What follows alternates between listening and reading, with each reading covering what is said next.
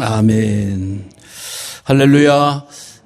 오늘 우리 성립주일 예배 하나님 앞에 드리시는 성도님들께 하나님의 크신 은혜가 함께 하시기를 바랍니다.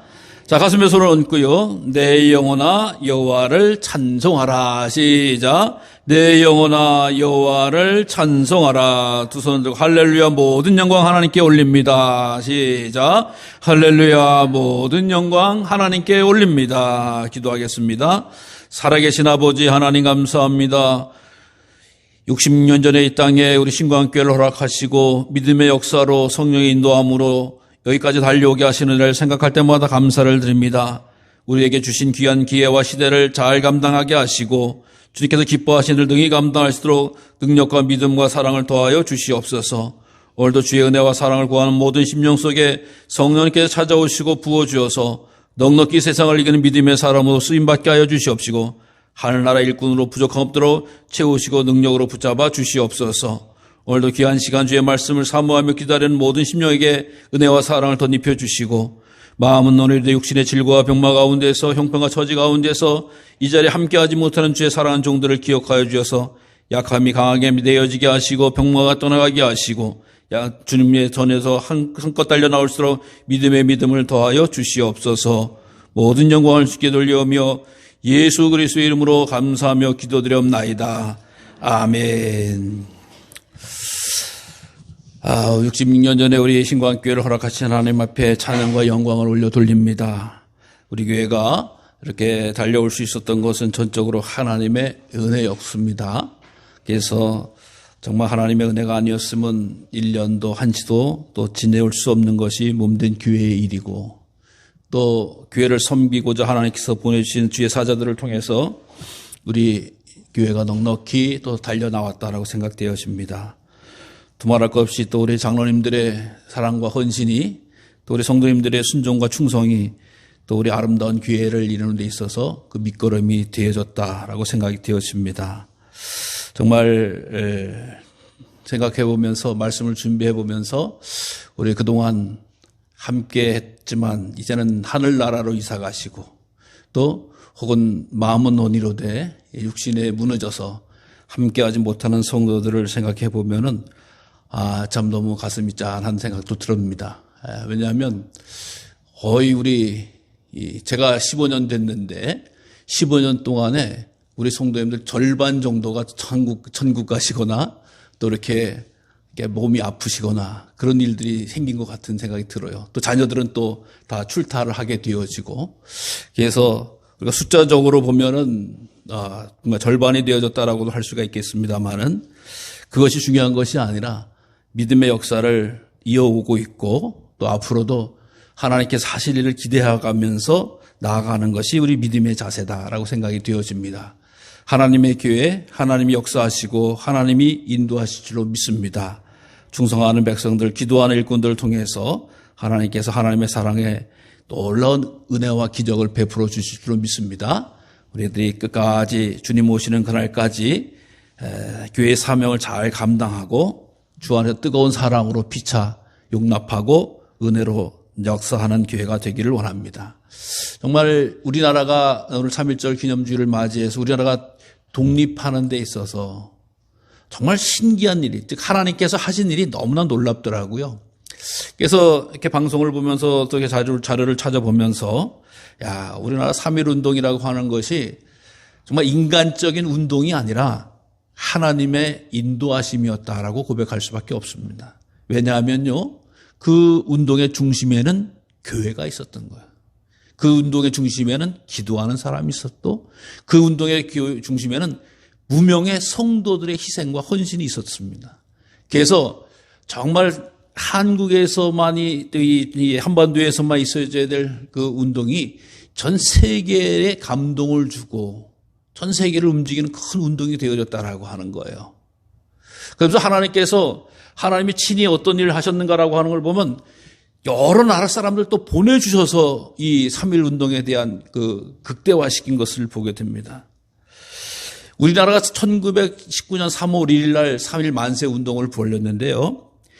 1919년 3월 13일, 즉 한 12일이 지난 다음에 뉴욕 타임즈에 한국인들이 독립을 선언하다라고 하는 제목으로 붙었어요. 아주 큰 광고, 신문이 났어요. 이건 지금은 뭐 당연히 실시간으로 방송이 되고 그러지만 그 당시에는 배 타고 이렇게 해서 날 때 불과 열 이틀 만에 뉴욕에 가지고 미국 뉴욕에서 우리나라 독립운동이 만세운동이 펼친다라고 하는 신문이 대문짝하게 날 수 있었던 것은 놀라운 일이에요. 왜 그런지 아세요? 바로 우리나라에 들어와서 이 특파원으로 왔던 엘버트 테일러라고 하는 분이 계신데 그 3.1운동 전날에 이제 만세 그 독립선언서를 인쇄하던 데가 서울역 앞에 있는 세브란스 병원, 지금은 세브란스 연대에 안 들어갔지만 서울역 앞에 세브란스 병원에 인쇄소에서 인쇄를 하다가 일본군이 덮치게 됩니다. 덮치게 되니까 그걸 알고 피해하려고 하는데 어떻게 피하냐? 그 인쇄물을 가지고 어디 숨겨놔요. 갖고 나갈 수가 없는 거예요. 숨겨놓은 게 그 테일러라고 하는 사람이 미국인인데 이 부부가 아기를 거기서 낳은 거예요. 아기를 낳아서 도망가면서 그 독립문서를 그 침대 밑에다 숨겨달라. 그러니까 산모의 침대 방에다가 숨겨달라는 거야. 미국인 산모에게 숨겨달라고 하면서 맡겨졌어요. 그래서 그 미국 사람들이 그렇게 오케이 했으니. 그러니까 일본군이 그 병원에 와서 뒤지는데 미국인 산모의 침대는 뒤져볼 수가 없는 거였어요. 근데 거기 숨겨놨던 거야. 근데 그것을 엘버트 테일러라고 하는 분이 보니까 이게 너무 이상한 얘기거든요. 너무 놀라운 이야기거든요. 대한민국은 그냥 이 조선은 일본에 의해서 당연히 지배되는 줄 알았더니 이 한국 사람들이 가만히 있는 게 아니구나. 정말 그 운동을 펼치고 있는구나라고 해서 그거를 바로 우편 같은 식으로 해가지고 일본으로 보내요. 왜냐하면 이 기자분이 기자였으니까 일본에는 거기서 팩스 같은 걸로 뉴욕으로 보낼 수 있기 때문이었던 거야.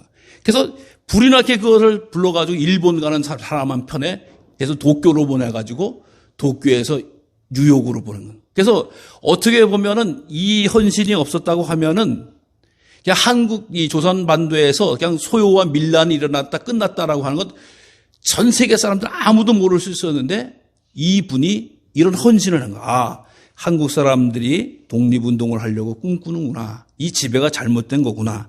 라고 해가지고 3.1 독립선언서를 미국으로 보내고 밝혀지기 시작했대. 그래서 우리 강화가 이 지방에서는 제일 큰 독립운동을 했던 곳 아니에요? 우리가 강화가 3월 18일 날 운동을 시작을 했어요.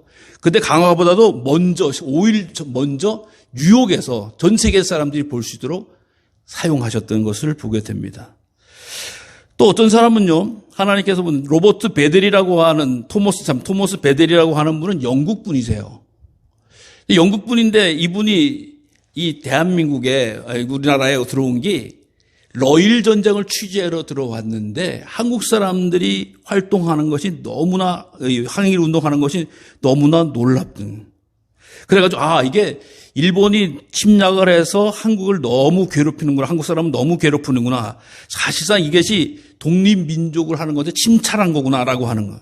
당시에는 영국과 일본이 동맹을 맺고 있어서 영국 사람들한테는 특별한 신분이 있었어요. 근데 이분도 기자였기 때문에 이 러일 전쟁을 취재하다가 결국에는 이 우리나라에서 되어지는 일본인의 그 만행, 그래서 뭐 여러 가지 잘못된 것들을 신문을 만들어요.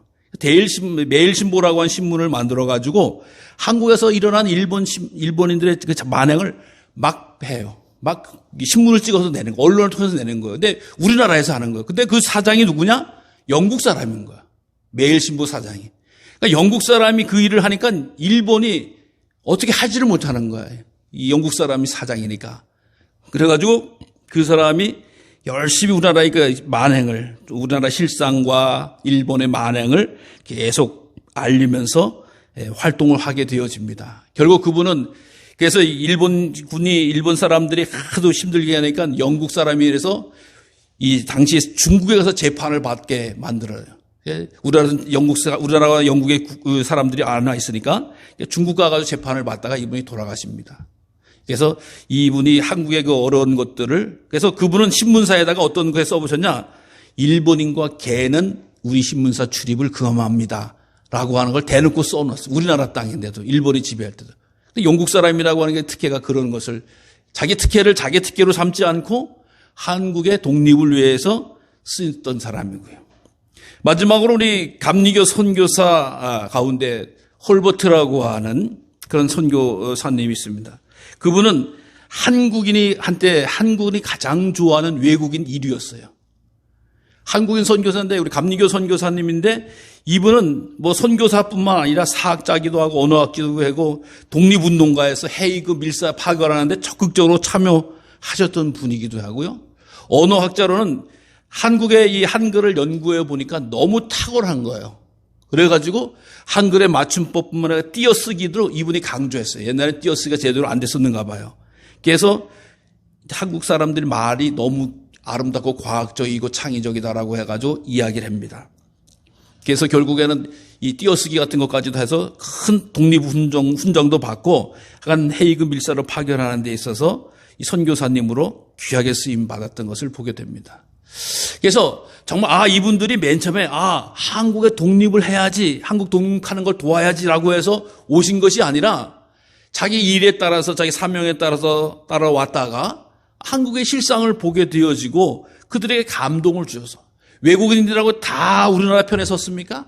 어떤 사람들은 친일파에서도 우리나라를 지배하고 이용하는데 외국인도 서양인들도 많이 썼지. 그러나 이분들은 정말로 한국인 사람들이 자유를 침탈당하고 있구나, 나라를 빼앗겼구나, 이거를 되찾아야 되겠구나 라고 하는 감동과 은혜를 줘서 때로는 기자로, 때로는 업자로, 때로는 선교사로 왔다가 변화되어지게 되어지고, 한국 독립을 위해서 크게 역사하셨던 것은 하나님의 귀한 뜻이 있었음을 믿습니다. 그래서 우리 민족이 정말 이렇게 하나님 앞에 기도하고 예배하고 섬기는 일이라고 하는 것이 얼마나 귀한 일인지 알 수가 없어요. 그래서 하나님 앞에 바로 서는 일, 하나님께서 원하시는 일들을 우리 사실상 모든 민족들은, 우리 대한민국 사람들은, 우리 한반도에 있는 모든 사람들은 그 일을 반드시 기억하고 감당해야 될 줄로 믿으시기를 바랍니다. 하나님께서 이스라엘 백성들을 출애굽시키시면서 귀한 율례와 규례와 법도를 주시기 위해서 모세를 시내산으로 부르셔가지고 10가지의 계명을 주셨잖아요. 오늘 10계명이라고 이야기합니다. 그래서 10계명이라고 하는 아세트 하트바라고 하는 말을 쓰는데 10가지의 말씀들이다라고 이야기하는데, 이것은 문장을 자세히 분석하는 사람에 따라서는 그 10가지 문장이 아니라 한 14가지 정도 된다라고 하는 것을 통해서 10계명이 우리 개신교와 또 혹은 성공회와 또 해서 좀 달라요. 주장하는 게 달라요. 그래서 그것은 어디를 끊느냐에 따라서 문맥을 따라서 다르는 법인데, 어쨌든 다 10계명이라고 하는 것은 통일되어 이어져 있거든요. 그 10계명이라고 하는 것이 바로 하나님의 백성으로서 살아가는, 노예가 아니라, 억압받는 자가 아니라 자유인으로서 구원받은 하나님의 자녀로서 어떻게 살아가야 된다라고 하는 것을 구체적으로 말씀을 해주고 있는 것이 바로 10계명이거든요. 그래서 10계명을 크게 나눠 보면은 하나님에 관한 이 윤리 개정, 우리가 옛날에 이야기처럼 이웃사랑, 하나님 사랑이라고 두 등분으로 이야기 날 수 있지만, 먼저 우상에 관해서 하나님에 대해서는 절대 비슷한 거라도 만들어서는 안 된다라고 이야기하는 거야. 여러분, 내 마음속에 하나님과 비슷한 것이 있어서는 절대 복받는 길이 아니다라고 하는 거야. 나는 전능하신 하나님과 살아계신 하나님이시고, 나는 너희를 애굽에서 인도하신 살아계신 하나님이시다라고 하는 것을 이 성경은 가장 강력하게 말씀을 해주시는 거거든요.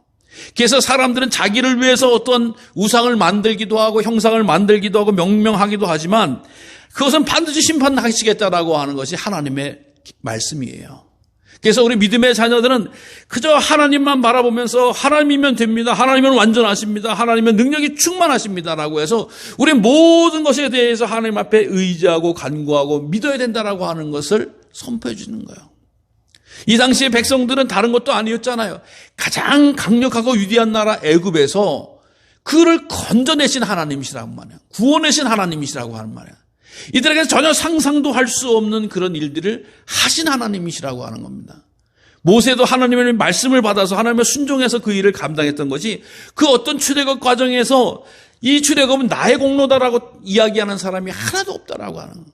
하나님이 항상 말씀하시는 거예요. 이스라엘 백성들에게 나는 애굽에서 종되었던 너희들을 건져냈던 하나님이다라고 하는 거예요. 너희들이 기대했냐, 상상했냐, 준비했냐, 예배했냐 아니라고 하는 거예요. 하나님의 전적인 주장에 의해서, 주권에 의해서 예비하고 준비하고 인생에 복을 주시고 민족을 채웠다라고 하는 것을 말씀해 주시고 있는 거라고 하는 거예요. 여러분, 우리가 믿는 하나님 바로 그런 하나님이시라고 하는 거예요.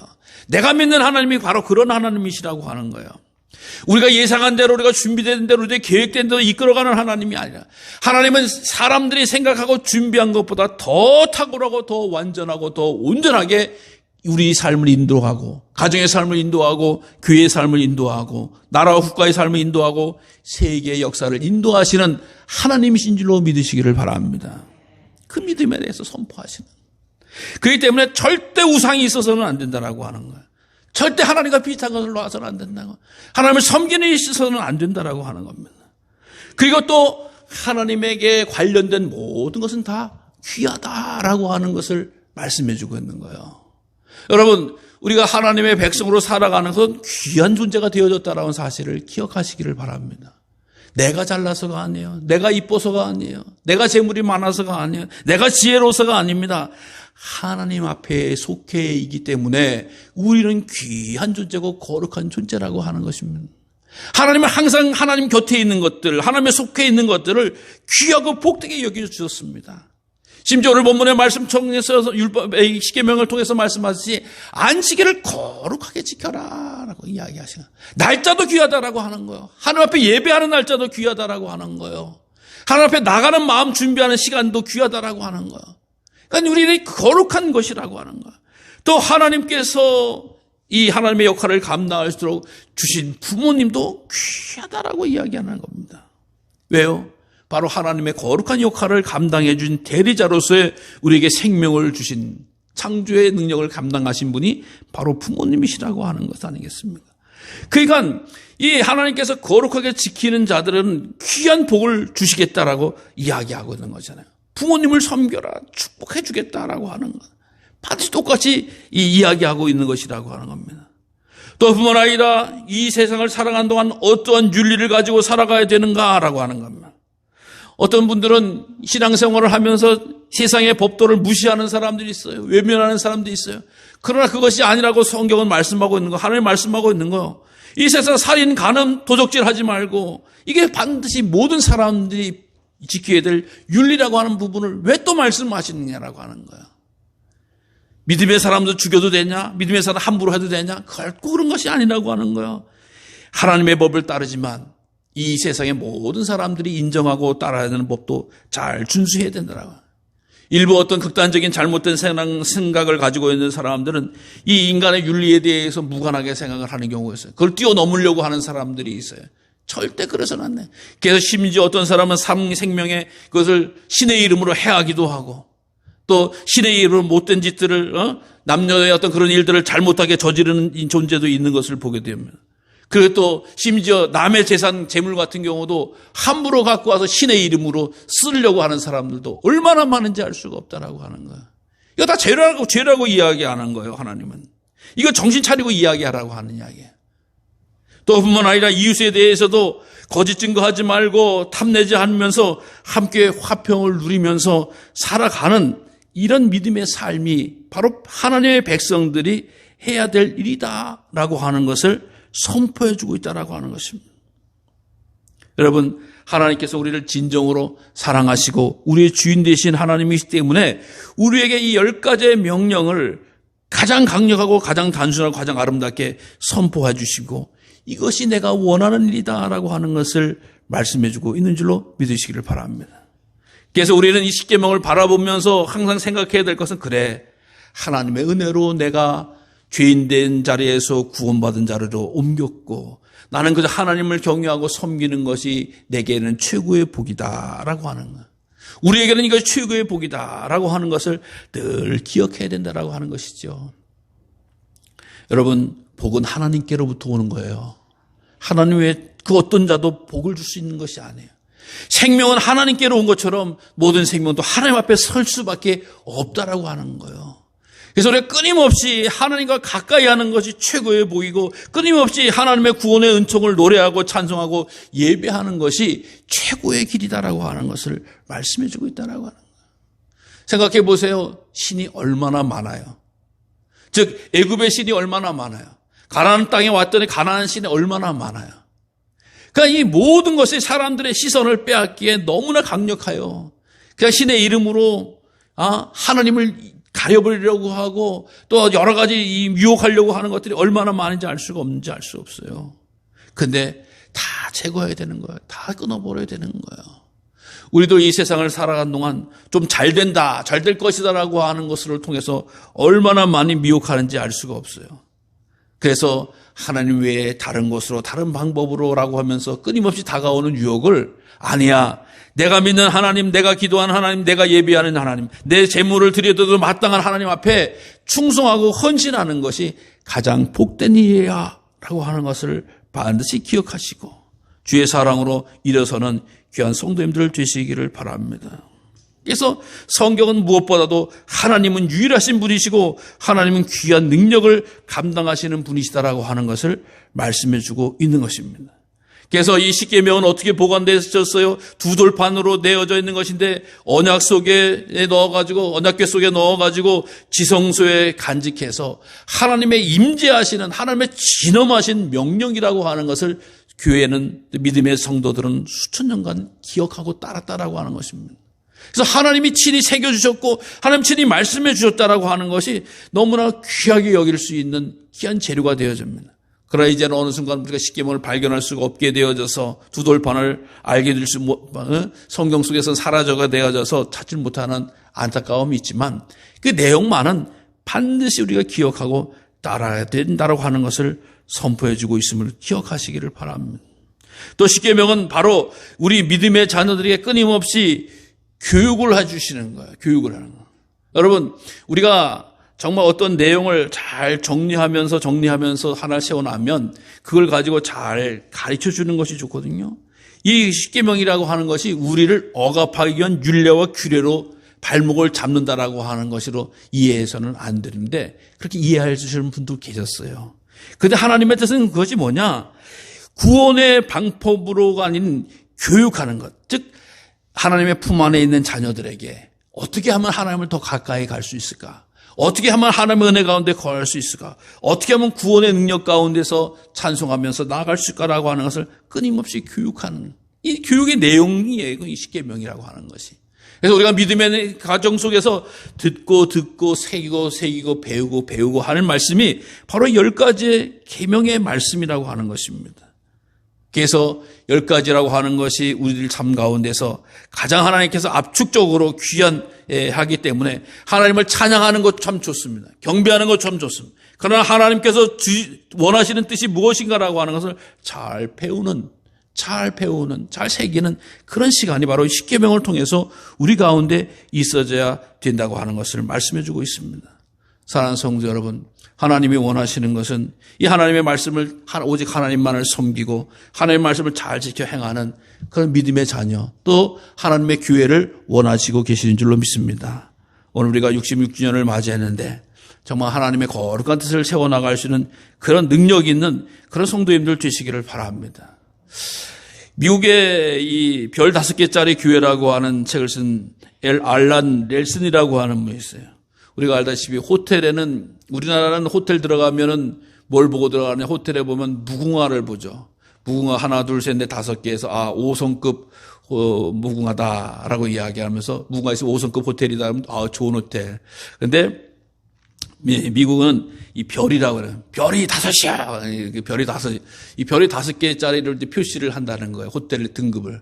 그래서 별이 한 3개쯤 되면 이제 호텔로 이제 미국에서는 인정한다고 그래요.